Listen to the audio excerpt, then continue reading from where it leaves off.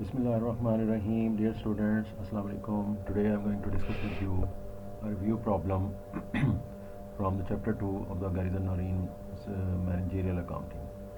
Before you enter into solving the exercises or problems, you must have some understanding of the review problem.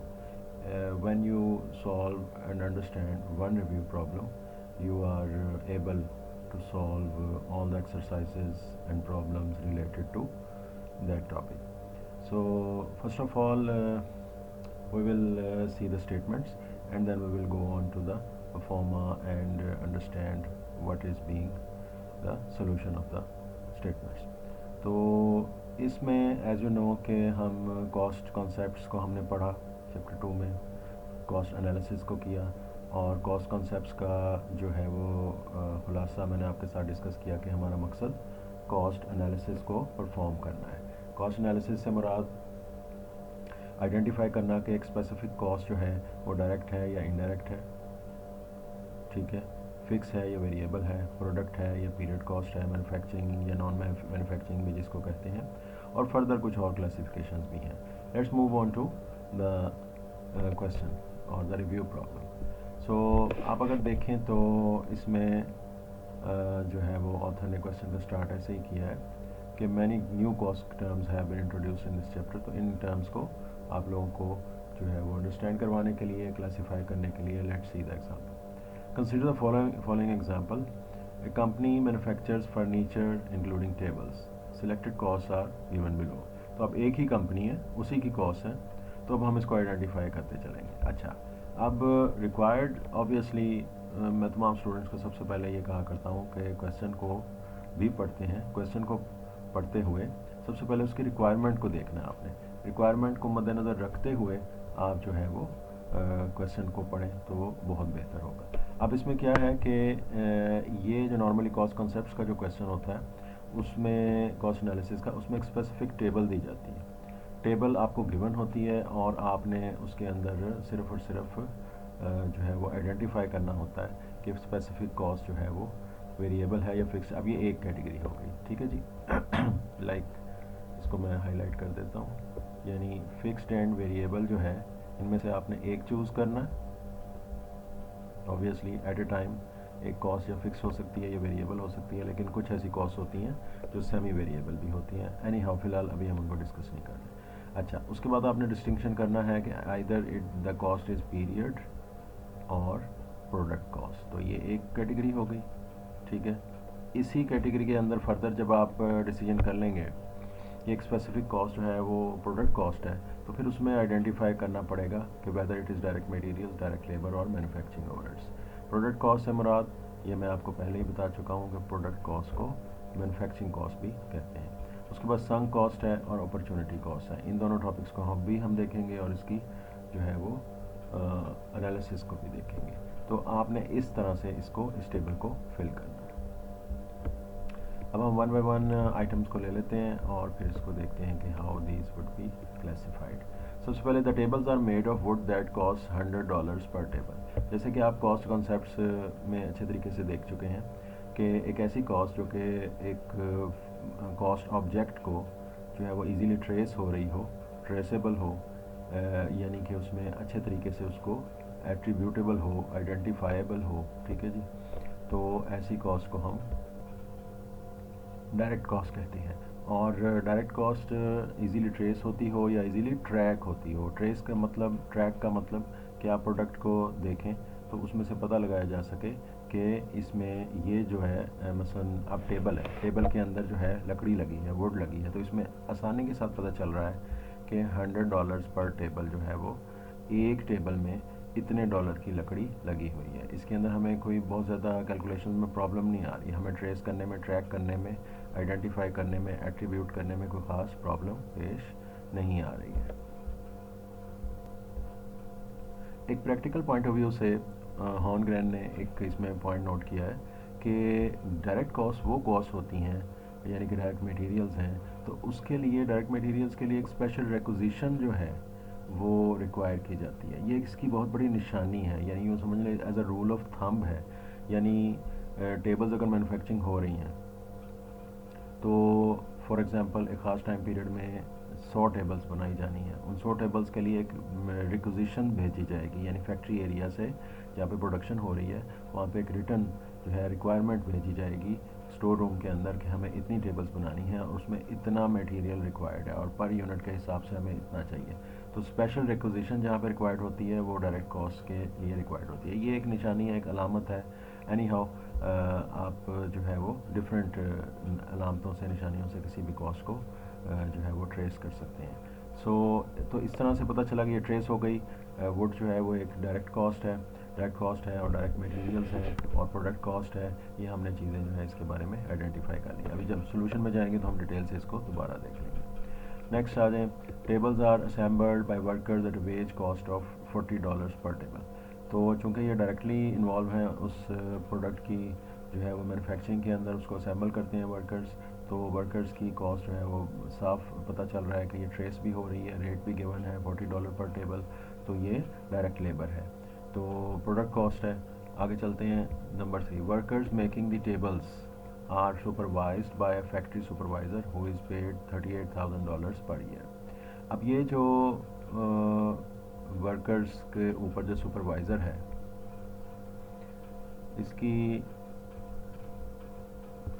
जिम्मेदारियों में ये भी शामिल है कि वो टेबल्स के ऊपर जो है वो सुपरविजन करता है। ऊपर क्वेश्चन के अंदर आप गौर से देखें तो कंपनी फ़र्नीचर बनाती है, फ़र्नीचर में बहुत सारी चीज़ें हैं। तो अब ये जो सुपरवाइज़र है ये ना सिर्फ टेबल्स के ऊपर सुपरवाइज़ करता है बल्कि दूसरे फर्नीचर के ऊपर भी सुपरविजन करता है। इट मीन्स कि ये सिर्फ और सिर्फ ये ट्रेस नहीं हो रहा है, सिर्फ टेबल्स के साथ ट्रेस नहीं हो रहा है, इसका रिलेशनशिप जो है सारे फर्नीचर के साथ है। इट मीन्स कि इसकी ज़िम्मेदारी, इसकी सैलरी 38,000 जो है पर ईयर जो है ये दूसरी प्रोडक्ट्स के ऊपर भी स्प्रेड हो रही है। तो लिहाजा ये सब दूसरी चीज़ों के ऊपर भी स्प्रेड हो रही है, तो सिर्फ टेबल्स के हवाले से इसकी कॉस्ट नहीं है। तो इस तरह से ये पता चला कि ये टेबल्स के लिए ये डायरेक्ट कॉस्ट नहीं है, ये टेबल्स के लिए एक इनडायरेक्ट कॉस्ट है। तो इस पॉइंट को ज़रा गौर से ज़रा दोबारा सुनिएगा और अंडरस्टैंड कीजिएगा कि इस कॉस्ट को हमने किस तरीके से इनडायरेक्ट कॉस्ट करार दिया है। तो फैक्ट्री सुपरवाइज़र जो है इसकी कॉस्ट इनडायरेक्ट कॉस्ट है, ये मैन्युफैक्चरिंग ओवरहेड्स में जाएगी और ऑब्वियसली ये एक फ़िक्स कॉस्ट है।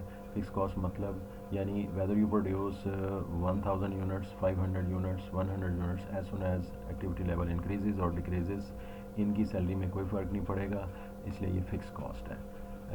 Number 4 is an interesting cost, electricity, बिजली की कॉस्ट जो है ये नॉर्मली जो है वो फैक्ट्री एरियाज़ के अंदर, कुछ मैन्युफैक्चरिंग यूनिट्स के अंदर इलेक्ट्रिसिटी प्रोड्यूस करने के अपने यूनिट्स होते हैं और गवर्नमेंट से भी ली जा सकती है, जैसे कि हमारे यहाँ वापडा है। लेकिन ये कि उसकी कॉस्ट गिवन है, यानी आपको $2 पर मशीन आवर जो है वो इलेक्ट्रिसिटी कॉस्ट पड़ रही है। अच्छा, अब इसमें भी एक वेरिएबिलिटी है, यानी एक मशीन आवर मतलब मशीन जो है 1 घंटा अगर चलेगी उसको मशीन आवर कहते हैं। तो अगर मशीन 1 घंटा चलेगी तो उस पर $2 बिजली का बिल आएगा।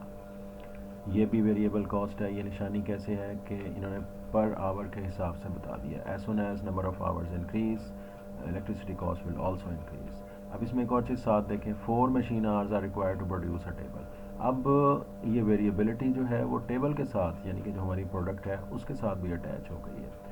तो अब उसमें देखें तो इसमें आप गौर कीजिए कि 4 machine hours are required to produce a table. It means कि 4 hours multiplied by $2, $8 पर टेबल जो है वो हमारी कॉस्ट आ रही है, जो इलेक्ट्रिसिटी की कॉस्ट है। इस तरीके से जो है ये वेरिएबल कॉस्ट होना इसका कंफर्म हो जाता है। और दूसरी चीज़ कि ये मैन्युफैक्चरिंग कॉस्ट तो है और मैन्युफैक्चरिंग कॉस्ट में से ये इनडायरेक्ट कॉस्ट है। इनडायरेक्ट कॉस्ट उसकी रीज़न क्या है कि इलेक्ट्रिसिटी कॉस्ट को जो है हम इजीली ट्रेस नहीं कर सकते। क्योंकि हम इसको इजीली ट्रेस नहीं कर सकते, हम इसको एलोकेट करते हैं, दैट्स वाई जो है हमने इसको मैन्युफैक्चरिंग ओवरहेड की कैटेगरी में डाल दिया है। इसके बाद आते हैं depreciation on the machine use to make the tables, total 10,000 per year.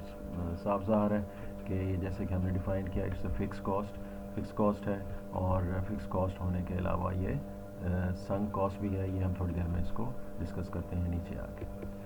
Number 6 पे देख लेते हैं, salary of the president. Number 6 और 7 जो है ये दोनों जो है आपके सामने कुछ जो है वो नॉन मैन्युफैक्चरिंग कॉस्ट हैं like salary of the president, इसका मैन्युफैक्चरिंग से डायरेक्ट लिंक नहीं है बल्कि इनडायरेक्ट लिंक भी नहीं है। ये एडमिनिस्ट्रेटिव कॉस्ट है, ऑपरेटिंग एक्सपेंसेस में आती है, ठीक है, नॉन मैन्युफैक्चरिंग कॉस्ट है और फिक्स कॉस्ट है। Company spends to $50,000 per year to advertise it products, ये भी तकरीबन नंबर 6 से मिलती जुलती है, फिक्स कॉस्ट है। और इस ये जो है वो मार्केटिंग कॉस्ट के अंदर आ जाती है।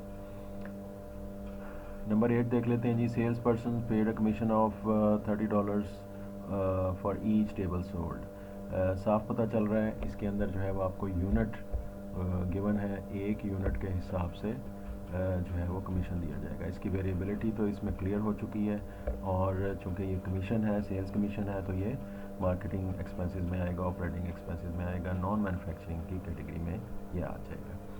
तो number 9, instead of producing a table the company को rent its factory space for $50,000 per year. इसको भी हम नीचे आके डिटेल के साथ देखते हैं। ये अपॉर्चुनिटी कॉस्ट बनती है। Let's move on to the solution.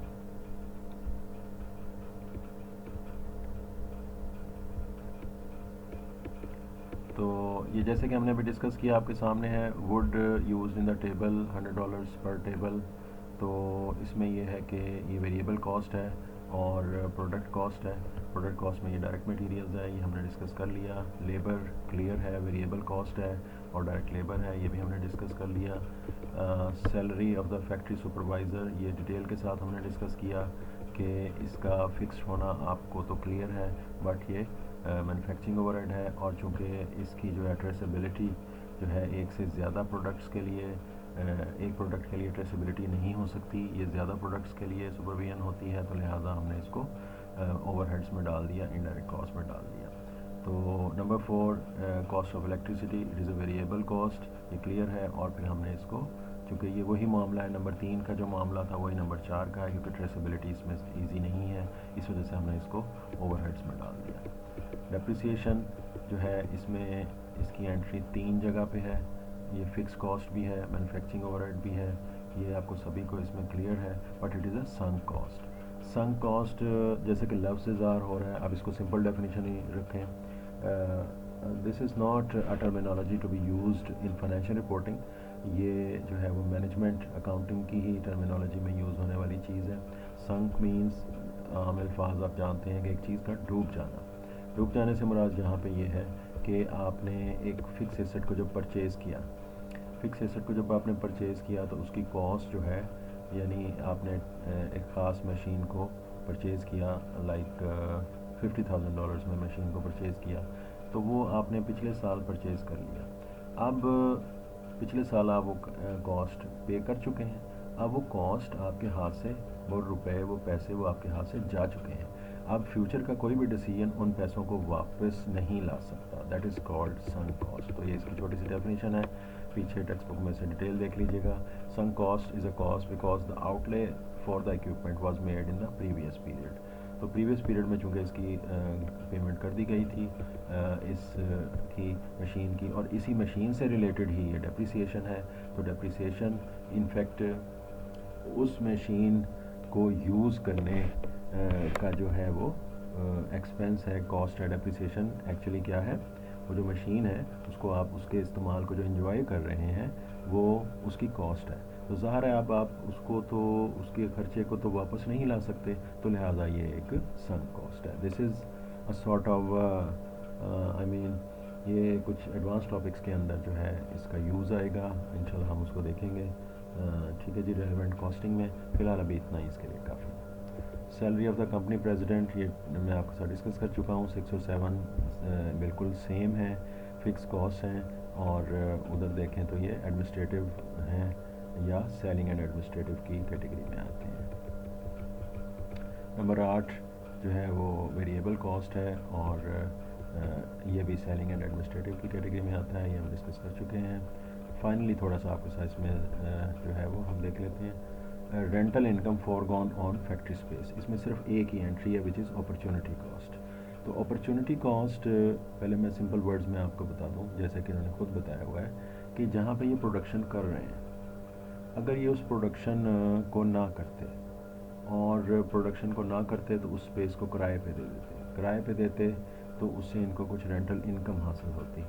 अब इस वक्त जो ये प्रोडक्शन कर रहे हैं, they are foregoing the opportunity to earn the rental income, तो इस वजह से इसका नाम जो है वो अपॉर्चुनिटी कॉस्ट पड़ा। यानी प्रोडक्शन करने की खातिर ये जो इस वक्त कर रहे हैं, फर्नीचर की जो प्रोडक्शन कर रहे हैं, फर्नीचर की प्रोडक्शन करने की खातिर ये कुछ ज़ाया कर रहे हैं। एक आम सी मिसाल मैं क्लासरूम में दिया करता हूँ, जैसे कि कुछ स्टूडेंट्स हैं वो लाइब्रेरी में बैठ के जो है वो स्टडी कर रहे हैं और अपनी असाइनमेंट प्रिपेयर कर रहे हैं या कुछ एक्सरसाइजेज प्रैक्टिस कर रहे हैं क्वेश्चंस की। तो कुछ क्लास फेलोज़ जो हैं वो आते हैं, उनको कहते हैं कि चलो भाई कैफ़े में बैठ के कुछ हम खाते पीते हैं। तो अब वो कहते नहीं भाई आप अपना एंजॉय करें, मैं तो जो हूँ वो इस वक्त एक्सरसाइजेज क्वेश्चंस को सॉल्व कर रहा हूँ। तो इट मीन्स के क्वेश्चंस को सॉल्व करने की अपॉर्चुनिटी कॉस्ट जो है वो दोस्तों के साथ बैठकर चाय पीना है, ठीक है जी।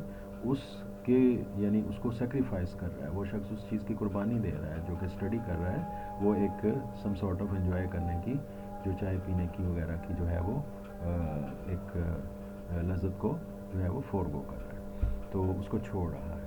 इस तरह से जो है ये एक अपॉर्चुनिटी कॉस्ट है, ये एक रेलेवेंट कॉस्ट है। जब हम एडवांस टॉपिक्स में जाएंगे तो इसको भी हम देखेंगे। फ़िलहाल अभी इसके लिए इतना ही काफ़ी है। तो अब इसको आप अच्छे तरीके से इस एक्सरसाइज को, रिव्यू प्रॉब्लम को अंडरस्टैंड कर लें। इसके करने के बाद आप जो है वो आगे एक्सरसाइजेज और प्रॉब्लम्स को करने के काबिल होंगे इंशाल्लाह। So that's all for now. Allah.